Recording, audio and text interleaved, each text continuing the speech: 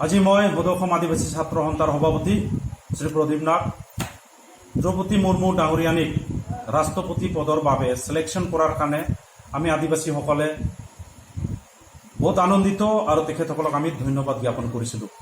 কিন্তু দুখৰ বিষয়, আজি ছ'চিয়েল মিডিয়াৰ যোগেদি আমি দেখা পাই আছোঁ কিছুমান বিধায়কসকলে দ্ৰৌপদী মুৰ্মু ডাঙৰীয়ানীক চাহ জনগোষ্ঠী বুলি এড্ৰেছ কৰি আছে, চাহ জনগোষ্ঠী সজাব খুজি আছে। সেই কথাখিনিক কিন্তু আমি কেতিয়াও মানি ল'ব পৰা নাই। আজি বডৌঅসম আদিবাসী ছাত্ৰ সন্থাৰ ফালৰ পৰা আমি স্পষ্ট কৰি দিব খুজি আছোঁ, দ্ৰৌপদী মুৰ্মু ডাঙৰীয়ানী সান্তাল ট্ৰাইব আৰু সান্তাল সম্প্ৰদায়ৰ পৰাই বিলং কৰে।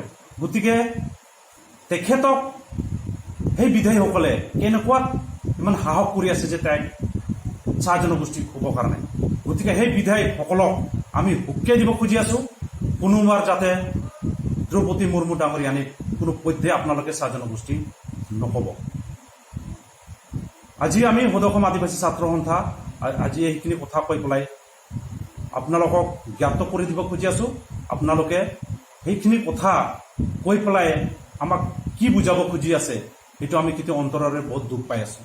আপোনালোকৰ সেইখিনি কথা শুনি পেলাই সেই বিধায়কবিলাকৰ ওপৰত এই বিধায়কসকল যে ইমান অকৰা সেই বস্তুটো আমি আদিবাসীবিলাক অনুভৱ কৰিব পাই আছোঁ। আৰু আপোনালোকে আমাৰ আদিবাসীক যে কি হিচাপত আপোনালোকে মানি লৈ আছে বা আদিবাসীক আপোনালোকে কেনেকৈ ট্ৰিট কৰিব খুজি আছে সেই চেণ্টেন্সৰ যোগেদি আমি বুজিব কিছুমান কথা বুজি পাই আছোঁ। গতিকে সেই বিধায়কসকলক আজি ৱাৰ্ণিং দিব খুজি আছোঁ, অন বিহাফ অফ অল আদিবাসী ষ্টুডেণ্ট এছ'চিয়েশ্যন অফ আছাম হৈ পেলাই আপোনালোকে পুনৰবাৰ যাতে দ্ৰৌপদী মুৰ্মু ডাঙৰীয়ানীক আপোনালোকে কেতিয়াও চাহ জনগোষ্ঠী নসজাব আৰু নক'ব।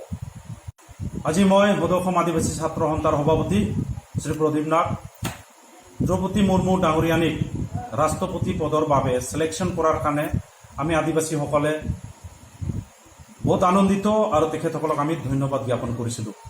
কিন্তু দুখৰ বিষয়, আজি ছ'চিয়েল মিডিয়াৰ যোগেদি আমি দেখা পাই আছোঁ কিছুমান বিধায়কসকলে দ্ৰৌপদী মুৰ্মু ডাঙৰীয়ানীক চাহ জনগোষ্ঠী বুলি এড্ৰেছ কৰি আছে, চাহ জনগোষ্ঠী সজাব খুজি আছে।